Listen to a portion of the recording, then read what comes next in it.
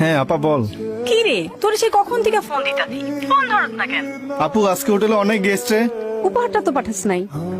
মানে আমি তো আব্বারে সব টাকা পাঠাইছি। তোর কিছু লাগলে বল, আমি টাকা পাঠাইতেছি। আমার উপহার তো তুই, তোরে লাগবো। এই যে কস কি কস আপু, এবার আমি দেশে আইলই তোরে আর দুলাবেরে এক লগে জ্বালাম। কি রে দেখি তো, তুই কি কাঁদতেছস? আরে না আপা, এখানকার পেঁয়াজে অনেক ঝাঁজ তো, সব শেফেরই চোখ দিয়ে পানি চলে আসে। এই বড়াইছে চল। আপা তোরে আজকে অনেক সুন্দর লাগতেছে রে।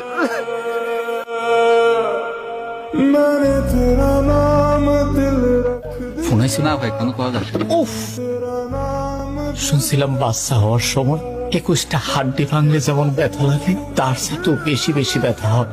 তুমি এত ব্যথা সইতেছো আর আমি তোমার পাশে নাই। আল্লাহ তুমি সহায় থেকে